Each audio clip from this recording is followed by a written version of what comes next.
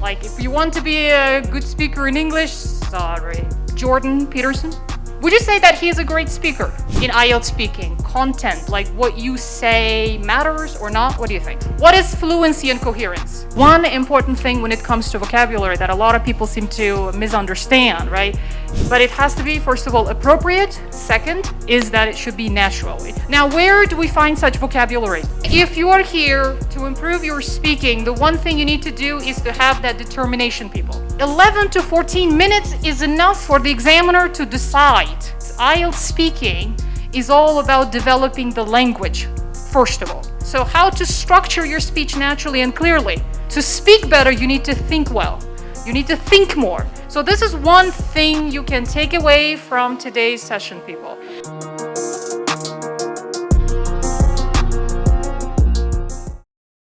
So first, I want you to choose one of these topics that you see and in pairs, talk to each other.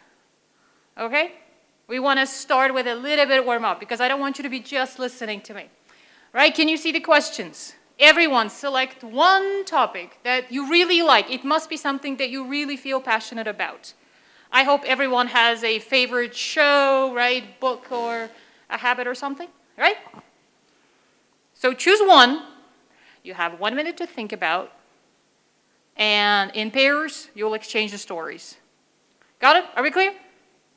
All right, 1 minute to choose and to think about what you're going to say, plan.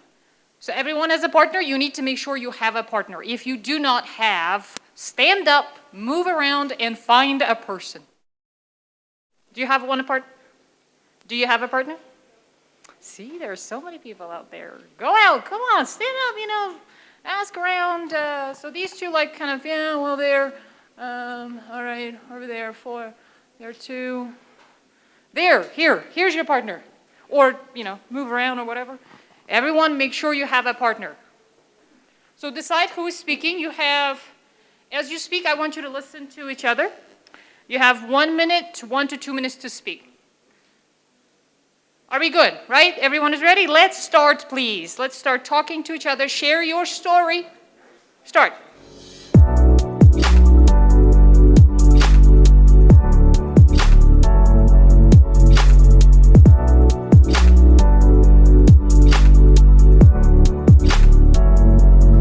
Did you have fun talking about something that you like?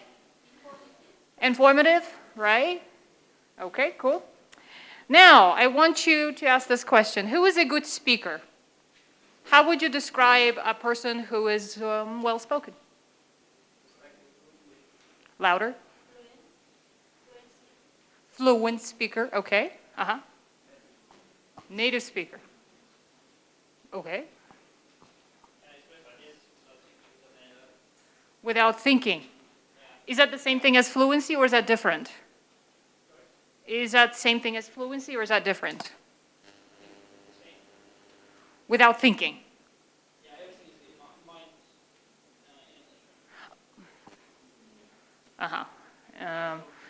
Easy and natural. I see.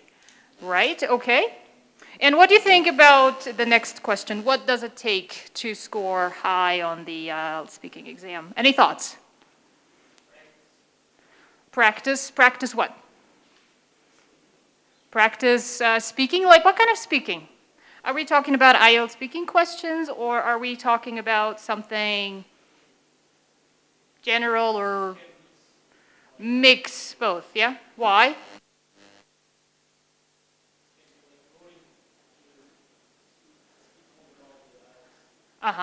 Maybe. It could be boring. Okay. Any other thoughts? Like,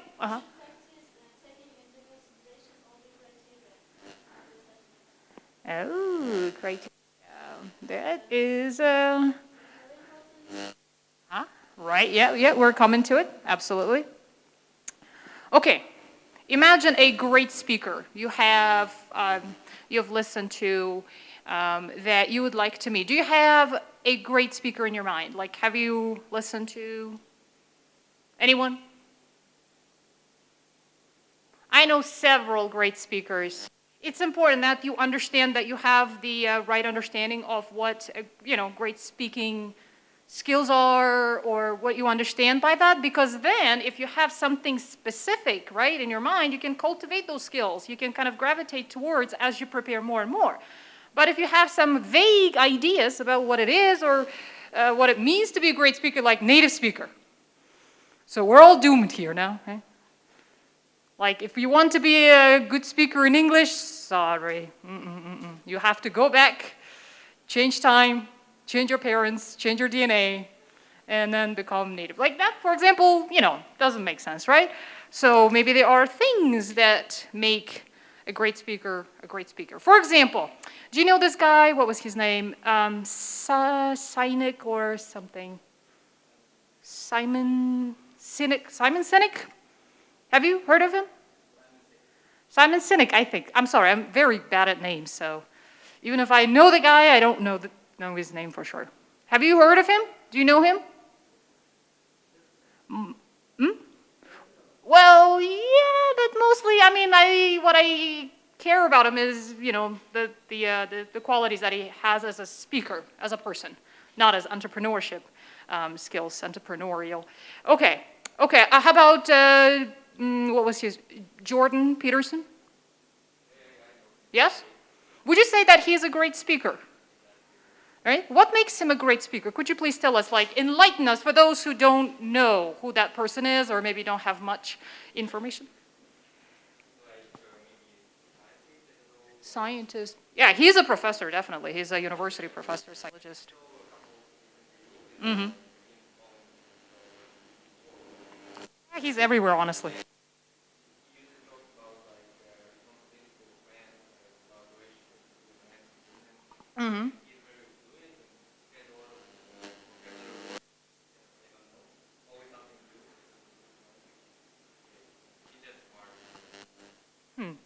Vocabulary.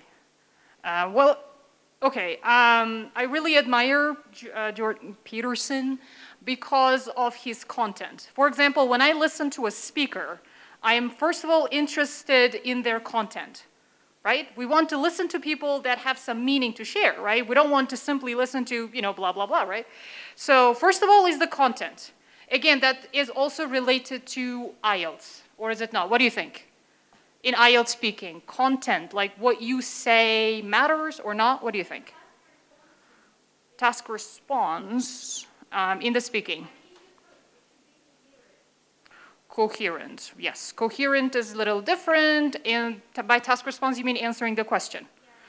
Yeah, I could answer the question as well, but all right. Anybody?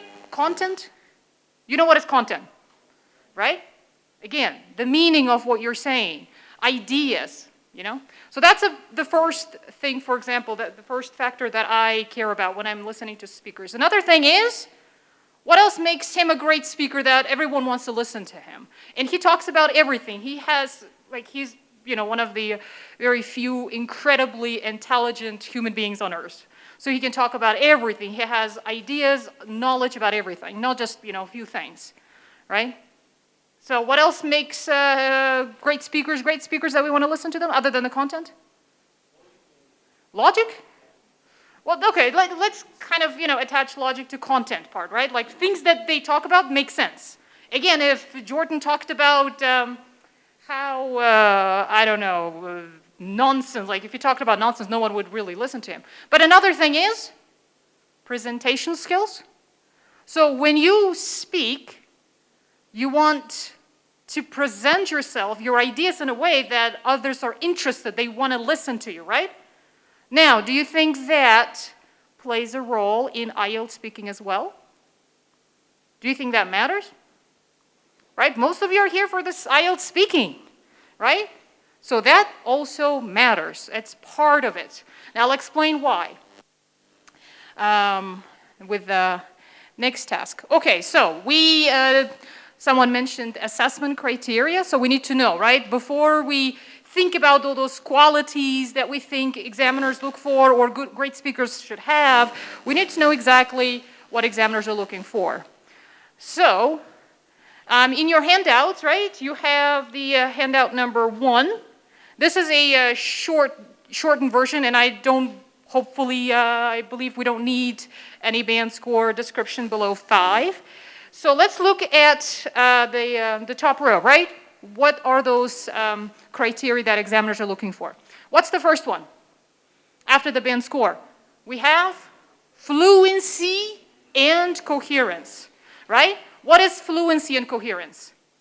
We talked about what is fluency, right? Being, okay, can anyone read Band 6, Fluency and Coherence? What does it say you need to have at level 6? Any volunteers wants to read out loud? Or are we worried about the audio quality is much better without the microphone anyways, people? Anyone? Read. Okay, go ahead. You, read. Why? Okay. Band 6, fluency and coherence. So you see what what examiners mean by fluency here and coherence. Now let me explain coherence because it's much easier and simpler to explain. Coherence is structure of your speech, right? Logical, easy to follow structure. What do we use when we speak to create that natural flow or structure in our speech? What do you think? What is that we use? Exactly. What is cohesive devices? Yeah, something that you might be more familiar with are those linking phrases, right? Like but, however, first off, another thing, right? This is something we're talking about when we say cohesive devices that we use to connect. So that's that. But fluency is being able to talk at length, which means being able to talk, right? Continuing, speaking. You can have some repetitions, you can have some pauses, those are fine, but you don't want to do too much of it. So that's what we're looking for. Now, is there any task response here? There isn't really, right? You know, like task response, we have that in the IELTS writing section, right? But not on the speaking. So we don't really have technically task response thing, right? But again, in that case, does it matter or not, right? We will discuss that in a moment as well.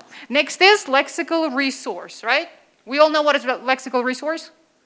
Vocabulary. And what kind of vocabulary are we talking about when we talk about IELTS vocabulary?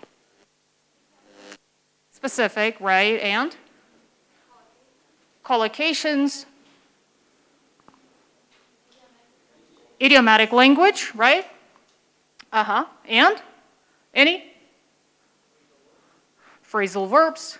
Okay, let me tell you this right off the bat. So one important thing when it comes to vocabulary that a lot of people seem to misunderstand, right, is thinking that you need this rare, nobody ever uses words, okay? Like, the more you use such words, the better it is. That is not the case, right? Vocabulary, when you think about words in your speaking, the first thing you need to know is that it has to be appropriate for the context. Not too academic, not too informal, slangish, something that you would maybe, I don't know, listen to in songs or in movies, right? But it has to be, first of all, appropriate. Second is that it should be natural. It should be the word choice or the vocabulary that, you know, you would hear among native speakers, right? Like something that you normally hear in normal conversations, right? So that's another thing. Now, where do we find such vocabulary? Here's an important question. Knowing what it is that vocabulary we need to use in our speaking is one thing, but knowing where do we get that kind of vocabulary is another thing. What do you think? Where can you get that kind of vocabulary? That is appropriate, that is natural, topic specific and all that. Yes? Perfect, right? YouTube videos, TED Talk videos, all that. Great. Okay, what else? Podcasts. Right. So, the most important thing is that you get those words from content, right? Like the real context that you either read or that you hear, that you see, right? In movies and podcasts. Articles, etc. Okay, so that's the important thing. Next is grammatical range and accuracy. We understand what that means? Yeah? All right. Let's see. We'll talk about this later. Pronunciation. Pronunciation. What is that matters when it comes to pronunciation? Easy to understand. Right. Okay. What else? What else is the part of pronunciation? Intonation and stressing. Right? Okay. And anything else? Emotions. Why do you need emotions in speaking? Or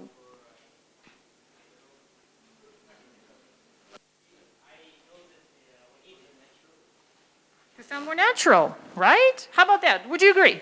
You need emotions to sound natural while you're speaking, right? If I talked about, so I attend this great, amazing meeting last night, with my best friends in the world. So it was absolutely fabulous. It was one of the life-changing, I think, events in my life, honestly. I can't thank enough my friends for taking me there, so I loved it. Yeah. How is this one, right? No emotions? Do I sound natural? You're probably thinking, what's going on, right? I mean, something must have happened. She must have been drugged or something. She's forced to speak. So it doesn't sound natural. So that's why we need emotions, and that is part of pronunciation, right? Okay, how can we develop that? Is there a way to develop it, or do you think we become natural at this? Like, we're born with such pronunciation features in our language. Or do we develop these skills? Mm-hmm. How? Mm-hmm.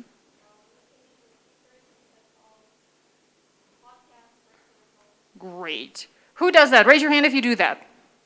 Anybody who works on pronunciation by imitating, great speakers like that through, various forms of media.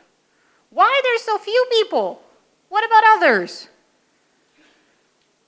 How about you, sir? The first row. Hello, hello, hello. Yes, you. Yeah, yeah. Do you work on your pronunciation? And how do you do that? Do you try to imitate or anything like that? Say something. Tell me about your favorite movie. My favorite movie? Thank you. Thank you. It was so much of pronunciation, grammar, vocabulary, pronunciation, fluency, right? We learned so much about this, about your language abilities. Great. Okay, another example, please. Another, any person, just a couple of sentences will do. That's fine. We don't have to make it into a whole speech. Anyone? Wow, wow. You guys are here for listening or speaking? Here's the dilemma. Here's this paradox. When it comes to skills like speaking, we want to, avoid speaking, right? Because that's how you speak. That's how you improve in your mind, right? In your imaginations. Speak. One, anything. Favorite movie? TV series, if anybody watches. Nobody watched TV series, really? If you had to choose between a movie and TV series, what would you choose? Movie, why? TV series are so much more fun. Why movies? Because? Movies last longer. Or the TV series last longer.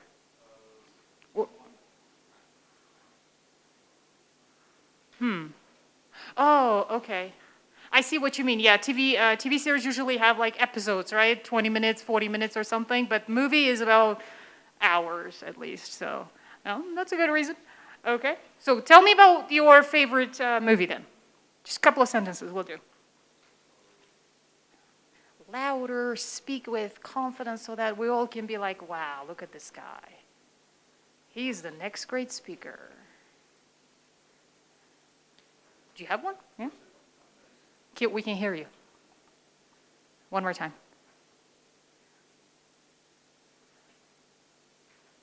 Pursuit of Happiness. So, what do you like about this movie?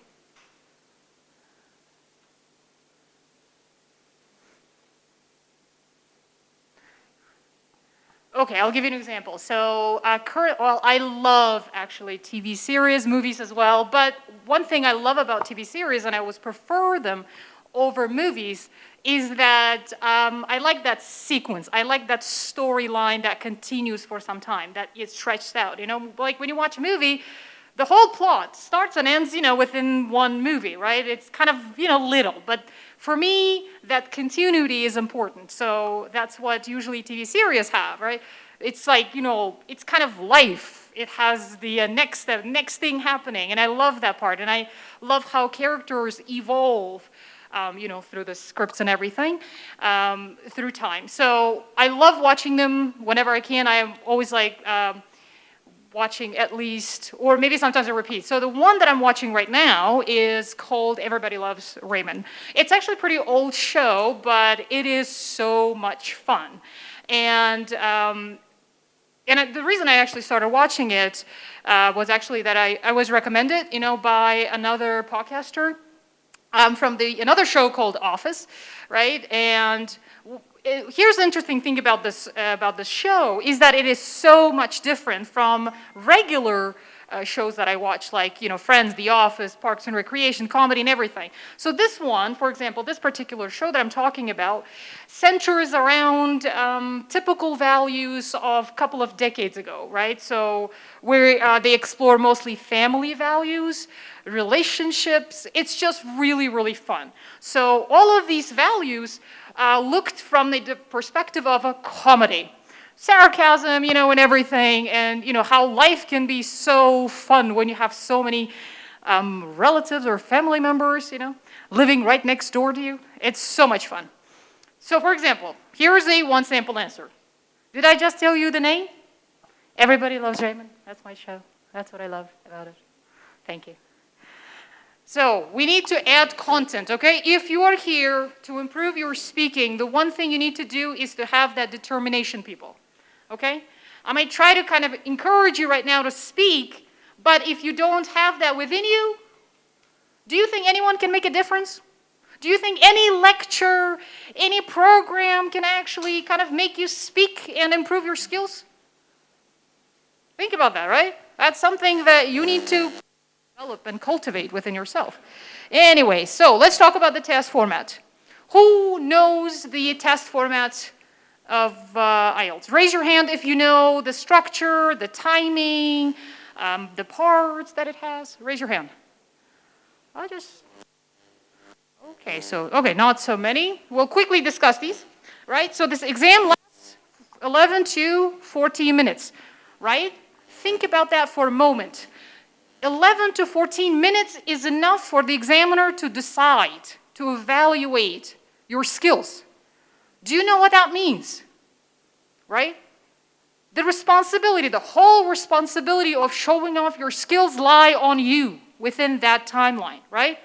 You are, you put in the work within that little time. 11 minutes is not really that much, actually, if you think about it, right? But that is the exam format, which means within this little time left, you have to show everything you have about your speaking skills, right? So that you can get the score you deserve. Many candidates, for example, take the test and do not get a really satisfactory score, and they blame circumstances, conditions, and whatnot, right? But maybe one of those reasons is that during this little time, they couldn't really show all the skills they had, right? So that's why it's important that you know this little time and your responsibility, the part that you have to play to score well. Okay, another thing is, so part one questions are about basic questions, right? Like something that you can talk about, like movies, okay, or your studies, right? Let's hear one example. Right, so you. Do you work or study? Mm-hmm. Where do you study?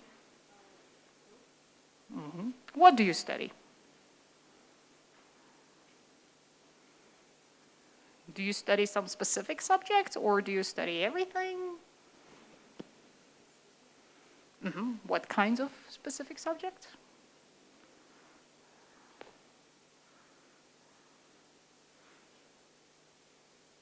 Interesting. Such a tough question, right? I know, right? It just makes you think. Subject specific. Okay, one more. Anyone wants to answer a few questions about part one? Who works? Is there anyone who actually works, has a job? What, that's it? Okay. What, other people are students? Okay, one more student. So yeah, you in a red shirt. So do you work? So do you work or study? The one in the red shirt. What do you study at LSU?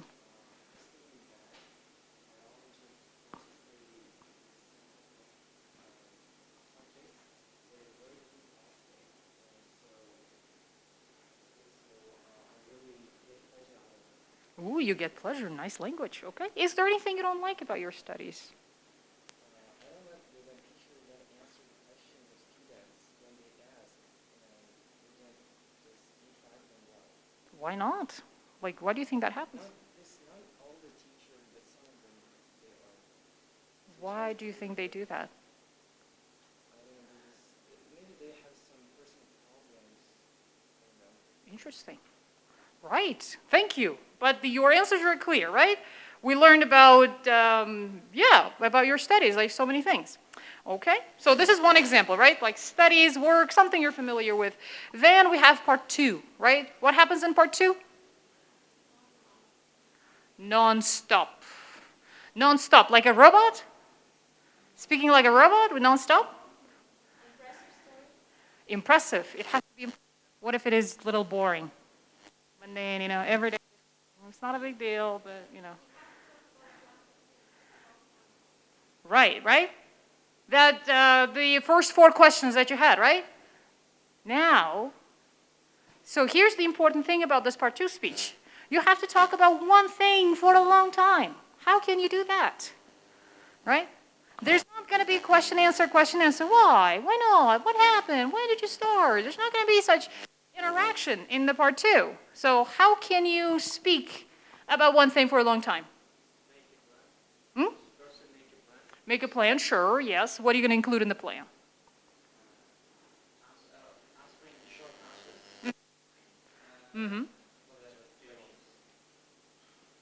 Keywords with plan, you mean, in the part of the plan, right? Okay.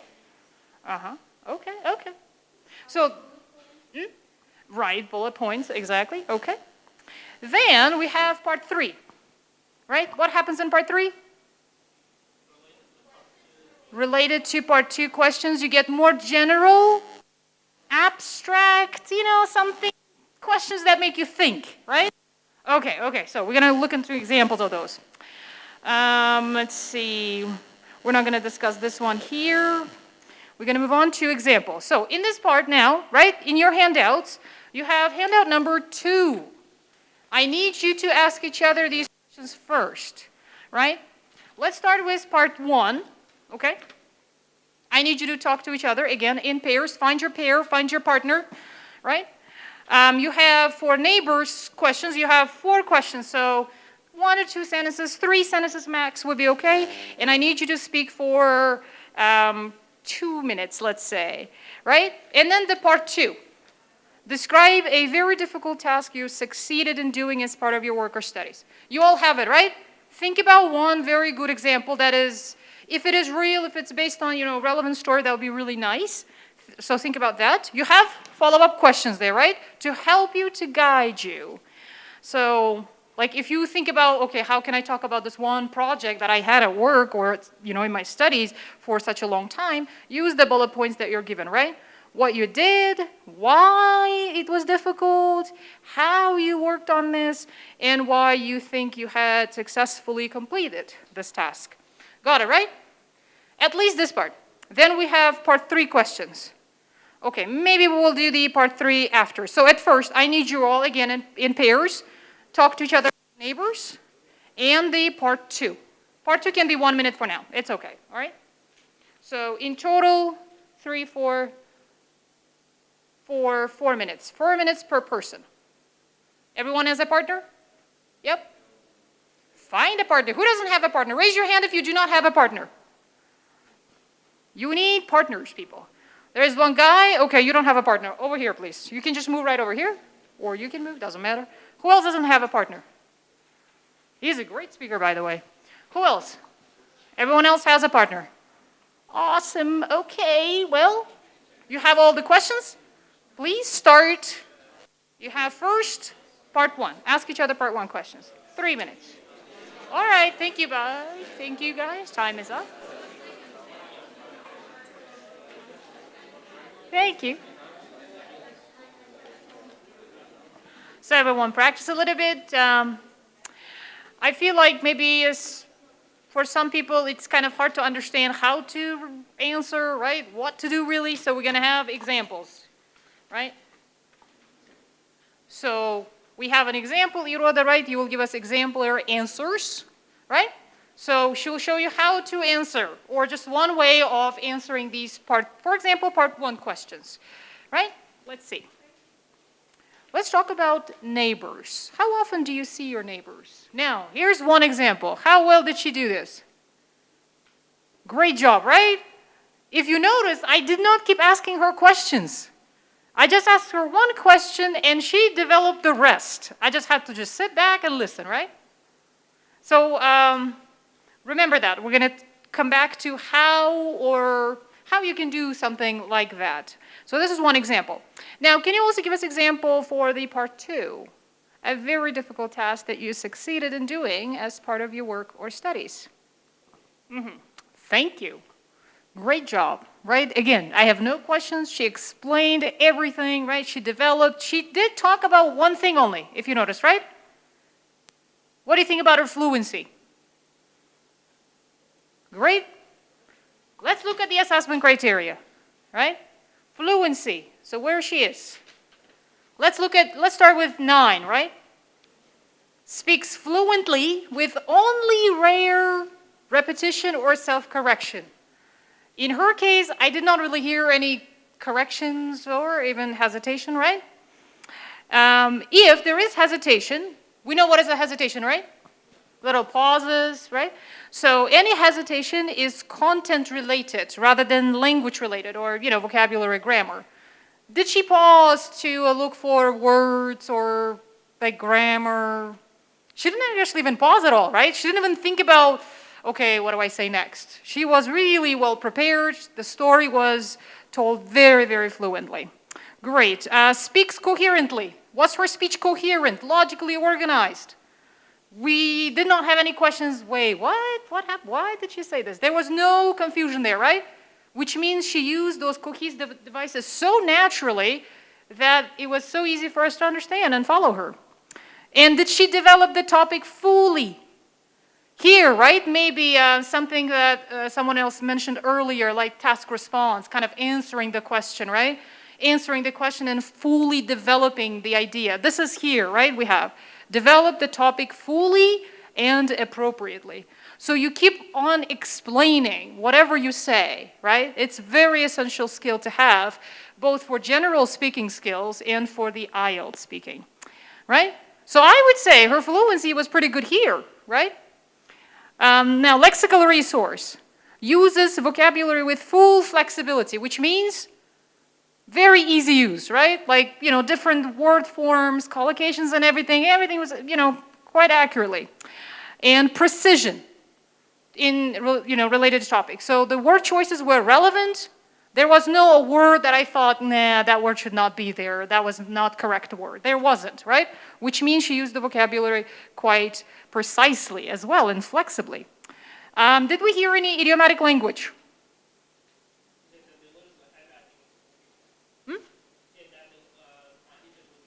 Deliriously happy, right? Yeah. Yeah, I didn't even notice, honestly. For me, the speech was really great.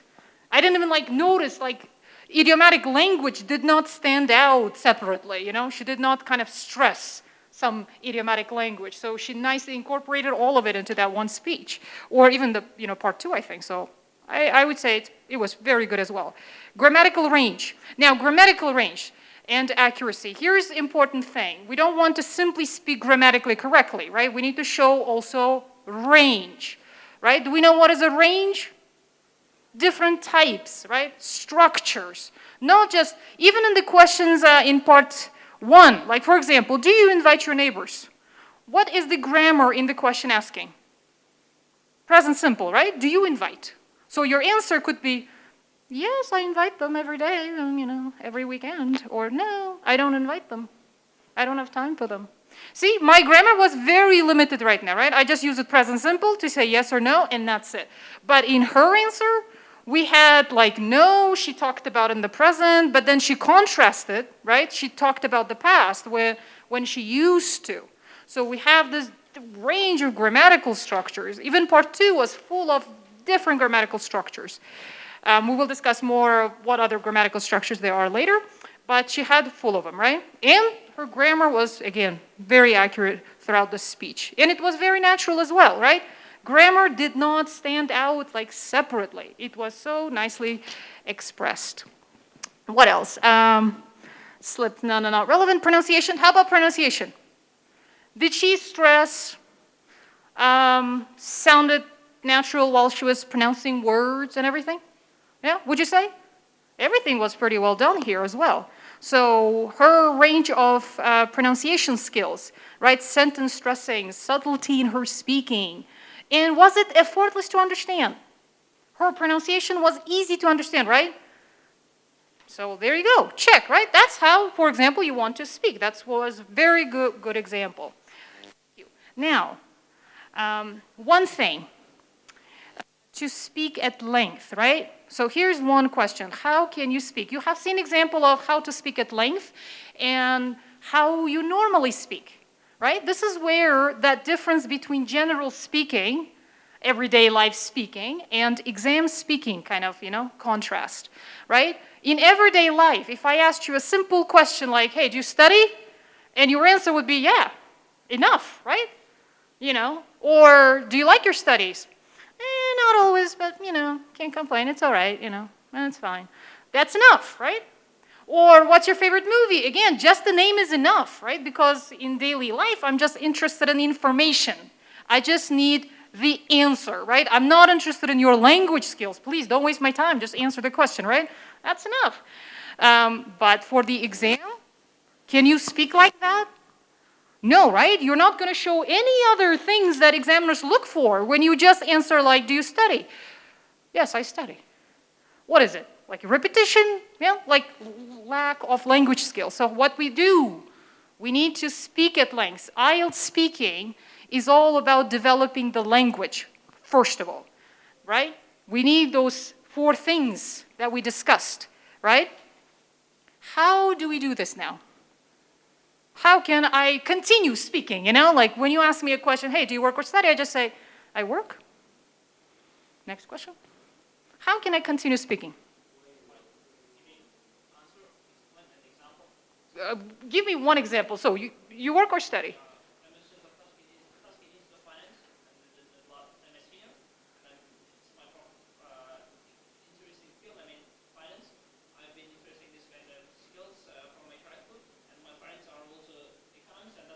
Oh, wow, look at this. So much content.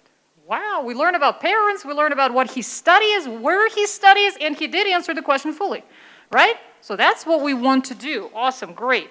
So what did you do to answer, or what did he, audience, like think about it. What did he do? Extra information. How do you know what kind of extra information to add in your speaking?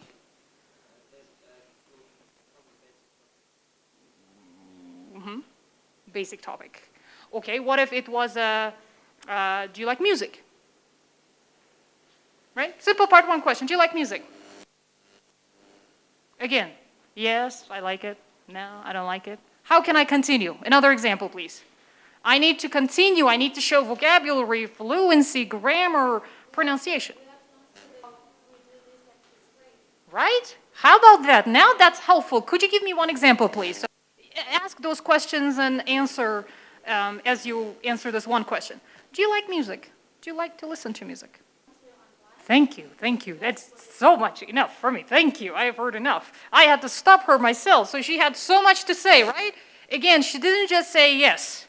She explained so much. She also used great vocabulary range, right? We had like under the weather, She talked a bit about the frequency of how often she listens to music and why she listens to music, right? So this is one thing you can take away from today's session, people. Questions. To develop, speak your ideas while speaking, to continue speaking. One thing you can do is asking questions like that, right? Why?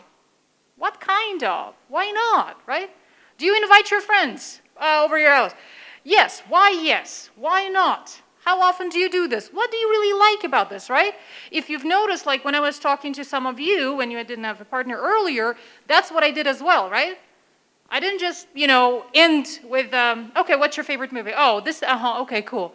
That was not it. We need to continue, right? One thing you can do to continue speaking, developing your fluency, showing more language, is to ask questions. What else I can say, right? I mean, why? Why not? Okay. So how is this skill called? Do you know?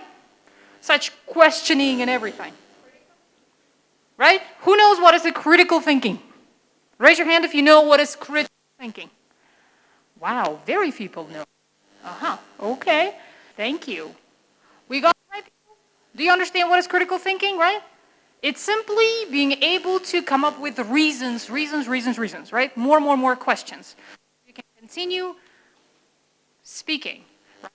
So in that, critical thinking involves a lot of thinking, right? Okay, so to speak well, to speak more, you also need to think. If you don't have much thinking, right, going on in your mind or in your brain, then you don't have much to say.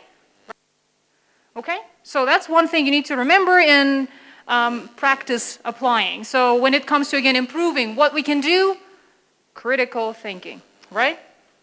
See, like critical thinking, like for example, according to this little chart, we have 5 parts, right, that, make up this critical thinking. Reasoning, right? This is simply giving reasons, okay? You don't wait for the other person to ask you why, right? Why that particular skill you wanted to learn, or why that particular task was difficult. Why you had to do that, right? In this part 2, for example, right? If you think about, what I'm going to talk about, okay, I'm going to talk about that project that I had to do with a group of people. And it was extremely difficult, but I did it. Okay, what was the project? You see questions. What was the project itself? Yeah, it was, creating this marketing idea for our new product in line. Okay, why you had to do that?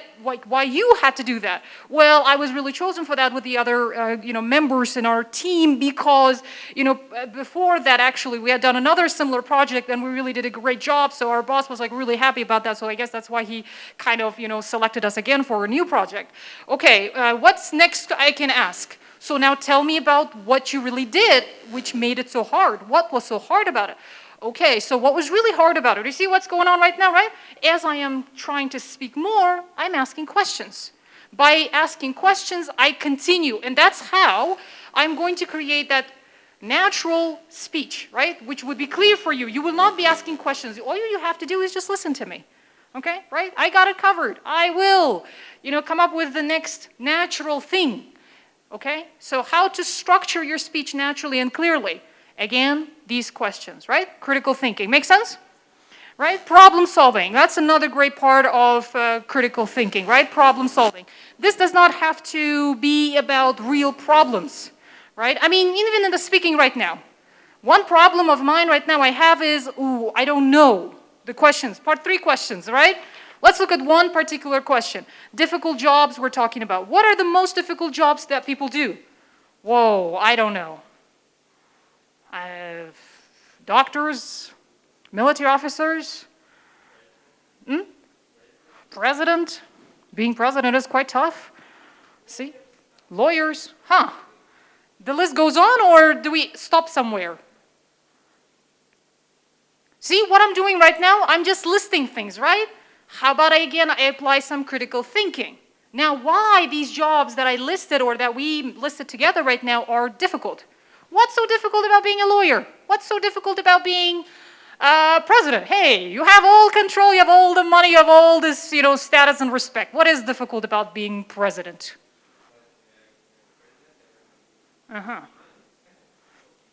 Okay, anyone has a point to contradict? About lawyers? About their job being difficult? Critically think again, right? Who is a lawyer? What kind of things they do? Is it even fair to compare lawyers with the president? First of all, that's where the question should have started. Wait, what? Why are we comparing these two? Right? They have absolutely different responsibilities, right? Like different professions. And maybe, what kind of difficulties lawyers have? Anybody knows? What kind of challenges what makes their job difficult, do you think? Would you say that he would be responsible for all that information, for the accuracy of that information, right? In carrying out a task, right? Even if it is just one person at a time, right? Or a firm, or I don't know, there are lots of, cool lawyers that represent companies, right? Sometimes, or even, more important people. Do they have those responsibilities as well to be right, to do their research and everything? So, or do they have stress, do they experience stress because of all those difficulties as well? Right? Probably. See, so now what we can say, maybe each job is difficult on its own different ways, right? How about, that? For example, that's what I would say. If I were given this question in the exam, I would probably say, well, I'm not sure if there is one specific job that I would say is the most difficult in the world, because each job, again, has its own difficulties, its own challenges, and at the same time, its own rewards, right? I don't think it's really fair to compare, because each profession, each job, I think, has this critical role to play that make up the society as a whole, right? We couldn't just, disregard lawyers just because we think they're not important, right? Without their job, I think society will suffer quite a lot. Or the same thing with janitors. How about janitors? Would you say their job is difficult? Janitors, cleaners? Do you think their job is difficult? Probably, right? On a different dimension. Their job could also be quite challenging, right? Physically tiring. How about, I don't know, for so many reasons, right? See? So what we come down to, maybe each job has its own. That's how we think about, problems. That's how we create those questions. What makes it? Why not? And then we create solutions. And then we realize we're developing critical thinking as we're doing this, right? What else are we doing as we're doing this right now? Questioning, asking, arguing, thinking. What else are we doing other than using critical thinking? More ideas we have, right? And what else? More detail, sure. How about language? Are we practicing language as well? Some vocabulary, some grammar, right? See, that's what we need to do. That's how you can take little steps like that, to improve your skills. Thinking, speaking, again, I think speaking and thinking are so connected. We can't really separate them. If I don't have any idea, like if you wake me up in the middle of my sleep and you ask me this question, hey, who has the most difficult job? I'm like, what? Leave me alone, right? Because I'm not really thinking. Or I might just give you the answer, yeah, doctors, That's it. So why I cannot answer that question fully? Is that because I don't have language abilities? I do have. But I don't have that idea part, right? Process working in my brain, so I don't have ideas, right? I'm not really thinking. See? So that's why. To speak better, you need to think well. You need to think more. How to think more? How can I think more and more? Yeah, but I could just read, like, hey, you are reading these questions too. Or you could be reading the text as well. Just reading alone is enough. You know how many people read books every day? How many students that go to school, graduate schools and everything, right? How many of them read, like how much, right? Like they have to read or whatever, they read it for pleasure, whatever. They read a lot. Do you think they all become incredibly intelligent and smart with lots of ideas? What else do we do while we're reading that is indispensable? As we read, we engage with the text. We analyze what we read. We don't just read it, right? You take ideas if the author's ideas in this, for example, little text match your, or challenges your views, right? You read this text, I see about artificial intelligence. I might just read it and forget about it within seconds, right? I have no idea what I just read about. Or I could actually think about what is intelligence, what the author is trying to say. Why is he saying this? What is the implications? Is he trying to solve a problem? Wait a minute, what kind of problems artificial intelligence might create? What kind of solutions can we have? Is it really something that we need to be thinking about? I mean, isn't it just the way to go in the future? Or wait, you see what I'm doing right now? I am engaging with the thing that I'm reading, right? I'm thinking. That's how this reading is going to be beneficial for you, right? Just plain reading is not going to do much, okay? I'm not saying that it won't do anything, but it won't do much. So you need, again, critical thinking, right? And critical thinking, again, is not just in your speaking. I think you need that in your everyday life, right? Again, if you're IELTS students, you will probably need to write essays as well. Right? Where do you get ideas? How do you develop thinking skills? Through critical thinking. And reading is not the only way.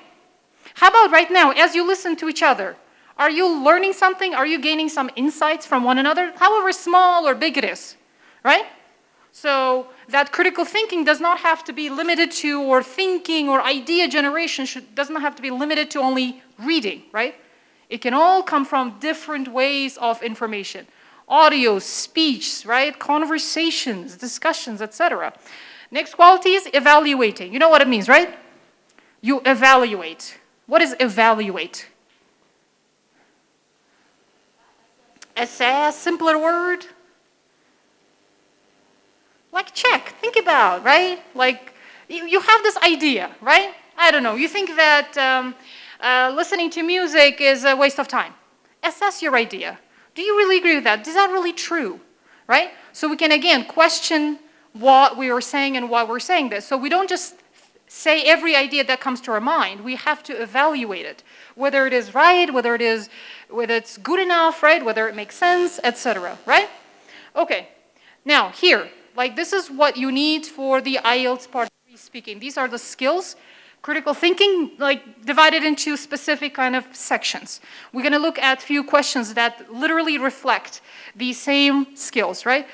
IELTS Part 3 questions would ask you, with all these questions, different topics and everything, examiners look for something specific in your answers. They're not just interested in your ideas, okay? You could say anything you want, you know, like what jobs. Like you could literally go with something specific and explain why it is the most difficult job that you believe, and it's your opinion. And your opinion could be the most difficult.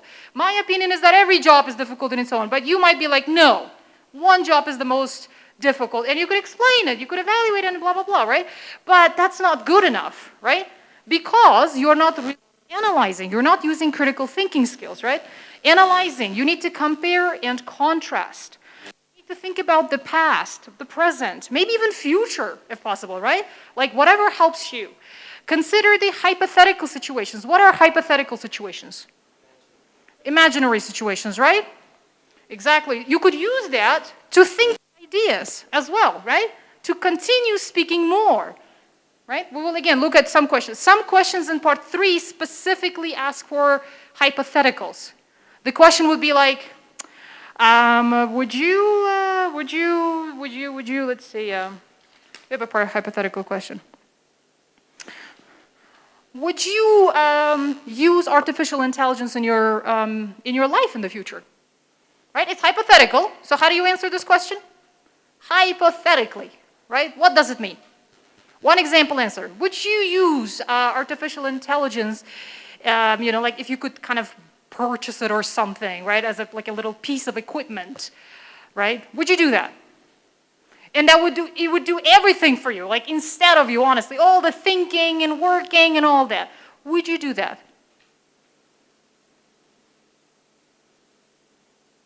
Sample answer. No, I will not. Yeah, I don't think my life will be interesting like if I do it like that. So, yeah, no, I will not. I don't like artificial intelligence. I like to do things myself, so no. How was this answer? Did I answer the question correctly? Did I answer it hypothetically? No, right? Not at all. So how do we hypothetically answer a question like this? Any examples?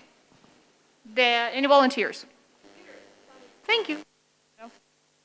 Right? So what makes your answer hypothetical and what makes my answer not so hypothetical?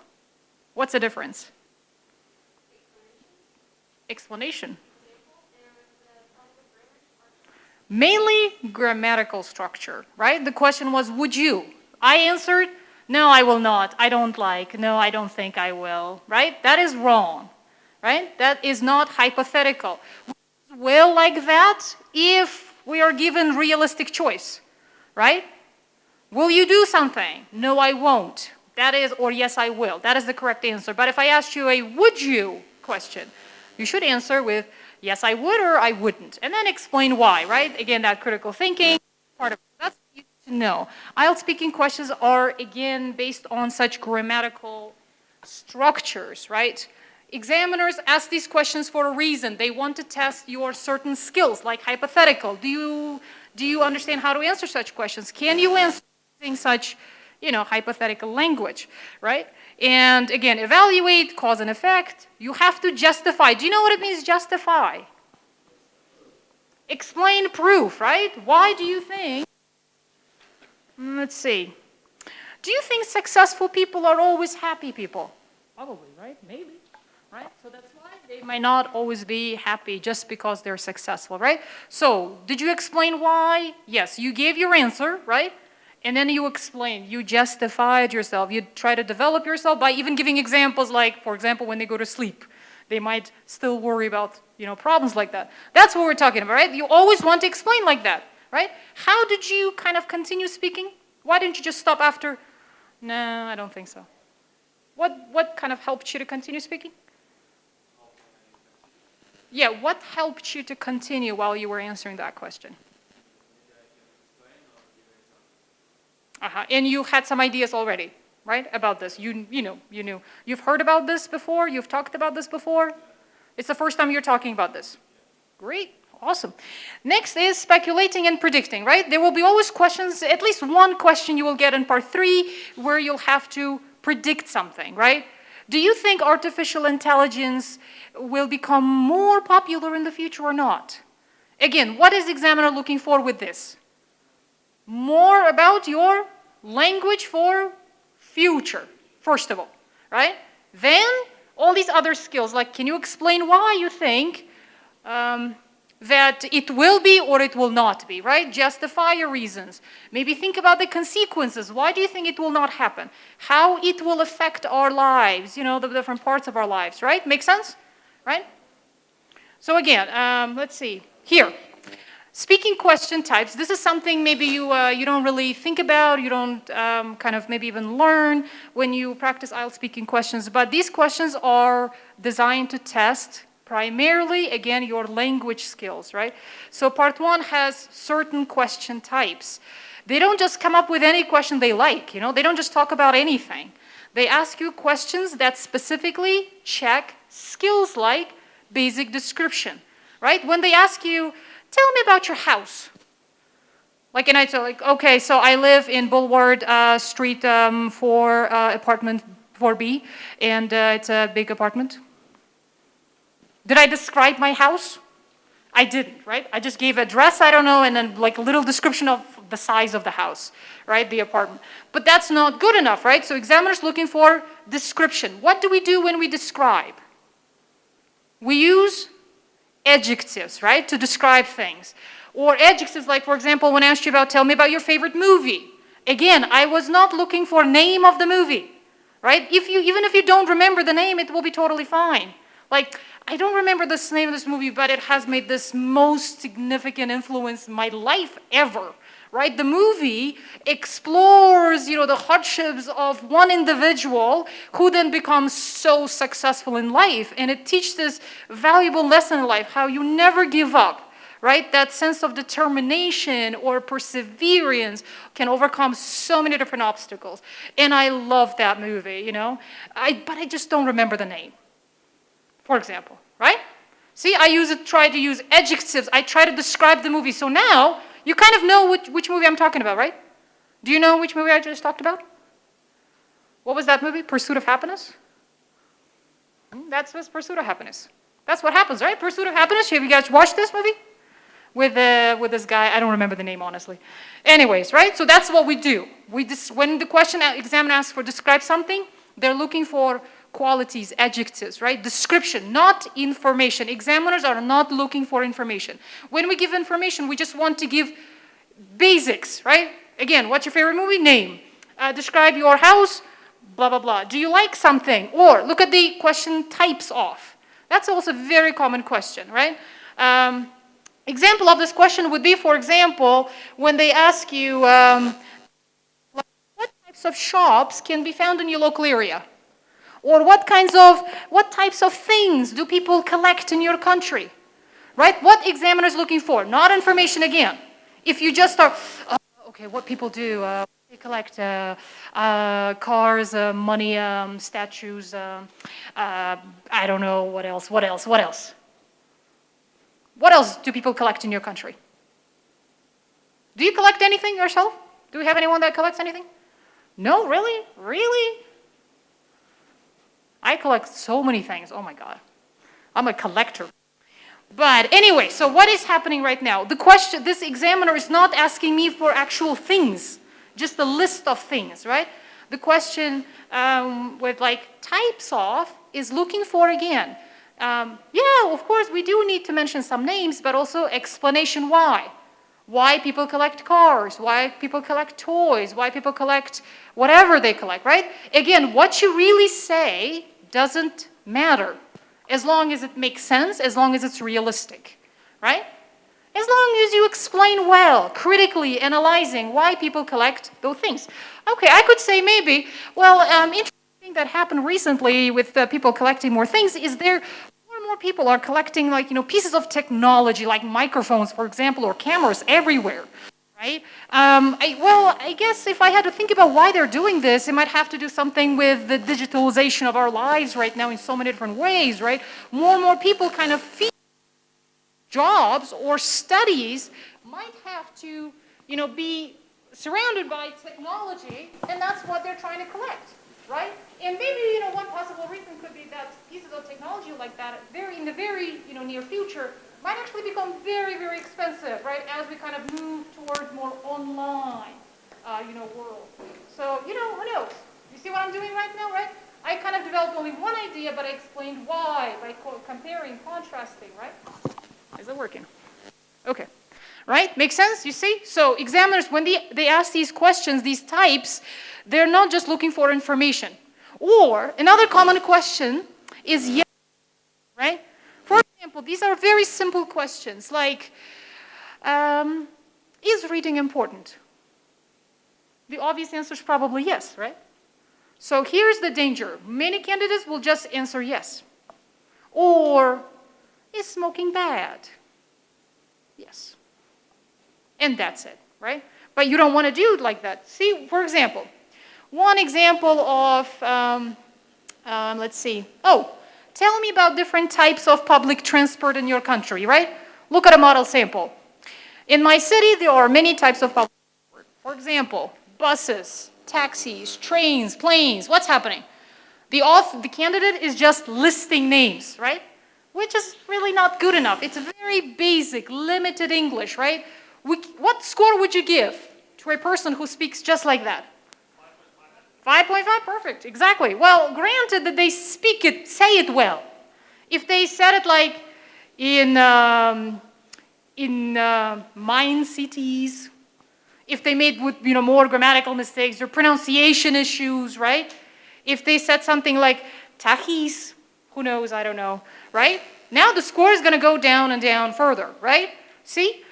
But essentially, this kind of answer is perfect for, 5.5. I agree with you, right? Because it's so limited. Even if with my current skills, if I just gave this answer, what score do you think I would get? In my city, there are many types of public transport, like buses, taxis, planes, trains, you name it. What score would you give me, like this one? I pretty much did the same thing. With my pronunciation, with my fluency, what do you think I'll get? Will I get 9? Definitely not. Right? For speaking like that, even if I score maybe, perfect 9 on pronunciation. Well, that's it really, right? Because in terms of grammar, I didn't show any range. it was very limited. I didn't make grammatical mistakes, but I didn't show range. My vocabulary, again, my words were all correct, but they were limited. So again, like somewhere 5. Fluency, okay, maybe I was fluent. Maybe. But I didn't really use cohesive features. I just used one, like for example. So it was limited in so many different ways, right? So that's what you don't want to do, right? That's one example. So by now you know how to avoid such answers, right? How can I develop such answers like this? You know, instead of just giving short answers like yes or no. What do I do? Definition for buses? Like what is bus? Explanation, you mean? Like, yeah, if I say buses are popular, why? Right? Taxis are popular, why? What? They're affordable, they're convenient, they're what? What? They're enjoyable. Why trains are not popular? Maybe there are reasons, right? So I can compare, contrast, use more grammar, and describe more and support more. I can do all of this by using one skill, which is critical thinking, right? Again, with one little skill, critical thinking, you can answer this question with way, way better, even with very limited language. You can make mistakes, but you will continue, but you show some fluency, right? Even if I use basic words like because trains are popular, because buses are popular, because at least I am developing myself, I'm explaining myself, right? So I'm going to get for sure a little higher score than I would if I just spoke, you know, with a list of things, okay? So one thing you don't want to do is to just list your ideas or give information only, okay, right? Okay, we got that. Then, part 2, we got it, right? Kind of our time is up already. Part 3, more samples. Let's see. Look, in your handouts, you had these questions, but I'm guessing that for you guys, these questions will be really tough, huh? About art, right? In your handout, number 3, you had questions about art. Describe your favorite piece of art. Now, we probably will not be able to cover this now, but at home, make sure, or later on your own, read the sample answers. These are really good sample answers, right? Look at this part 2 sample answer, describe a piece of art, right? The author talks about, you know, one popular painting. And think about, as you read the sample answer, think about that critical thinking. Do we have this critical thinking? Do we have description? Do we have language, cohesive devices? And then we have part 3 questions. These are also very tough, actually. For many people, such questions are really tough. But by applying some critical thinking, by reading more sample answers like that, thinking for yourself, right? Practicing them with somebody, exchanging views because someone else might have different ideas. And those ideas might change the way you think. Right? And you can learn more about stuff like that. And such difficult questions might, through time, get a lot easier and easier, where you can express yourself on so many different topics. Because you've practiced them, right? Because you've learned about them. You know what to say now. Right? Okay? Then we have more part sample questions, but we don't have the time. But here's one more example for bad part 3 example. Right? Something, you know, where we have critical thinking questions. Like, do men and women like the same hobbies? It's a part 3 question because it is asking for comparison, contrast, right?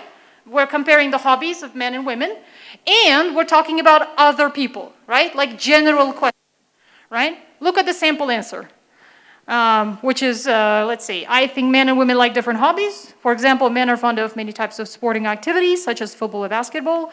Also, they prefer things like watching action movies and going to bars, but women like hobbies such as shopping, watching TV, singing, and chatting online. What's happening with the sample answer? Is it relevant? Like, the answer is on topic? Yes? Yeah, right? Yeah, we kind of learn, so the differences. And we have some vocabulary as well, right? But what else? It's still very limited language-wise, right? It is a little boring because we hear same structures over. Now let's look at the next sample, which is way better. Now what makes it a better answer? Well, obviously, there are a number of clear differences. However, I guess that the most significant would be that men tend to prefer sporting events such as football or basketball, whereas in contrast, women prefer things like shopping for clothes.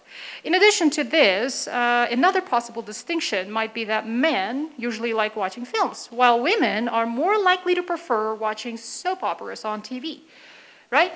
Makes this a better answer. Notice that how it is a little longer, but it's using the same ideas, right? It's all based on the same ideas. Language is different now, right? We have different grammatical structures. We have fillers at the beginning.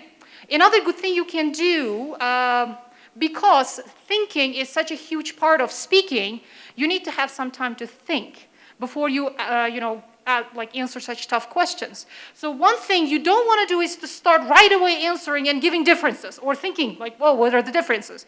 One thing you can do is to stall. It's a technique called stalling, where you take some time to think, but you keep speaking. You don't just like, oh, give me a moment, let me think, and think, right? Like that's what the author is doing here at first by starting the answer with something more natural, general, beginning, right? Well, obviously, there are differences, right? However, the most significant, we have adjectives, we have, grammatical structures, and we have language like tend to prefer, right? Or what else we have? Whereas in contrast, the grammatical structures, right? You see, that's what makes this answer much better answer than the first one, right? Because it's very limited, it's repetitive in structure, right? Now, how can we speak like this? How can you improve? If you are currently using the style of the first, what can you do with this to improve to the second one? By reading text like that, right? Any text would that matter as long as it's English, right? Highlight language, listen to how to respond, right? Notice, practice saying such things, right? That's one thing you can do for yourself, like with some of the questions, right? Like, for example, part 3 question is a really tough one. Do you think we can learn artistic skills from books, or do we learn them from teachers? Well, obviously, we could probably learn artistic skills from both, or maybe there could be other ways we could learn. I mean, one of the significant things about learning is that it is always better if you have somebody to guide you, and artistic abilities is no exception, right? However, maybe for some people it might come rather naturally and easy because they're born with those qualities, this artistic flair, as we call it, right? But I'm sure that people could, even if they don't have the skill, can develop it on their own by simply, wanting to do that. You see what I'm doing right now, right? I'm not like trying to speak fast. I am thinking as I am speaking. That is natural fluency, where you have pauses because it is a tough question, and you are allowed to. If I spoke any faster than that, it would not be natural, actually. It would be rehearsed, prepared speech. You don't want to do that, right? Got it? You understand what, right? Like what to do and how to do. All right, what else? So, yeah, let's kind of wrap it up now here, okay? Because then we have more questions like that, which we don't have the time for now. If you have questions, you're welcome to ask. If not, with your handouts, again, read the sample answers that are given to you, think about how, etc., interact with these. There's a great article about artificial intelligence. If you don't know what it is or, its benefits and drawbacks, read, and it'll give you some ideas as well. Okay. If you guys have questions, you're welcome to ask now. If not, thank you for coming. Have a good Sunday, and take care.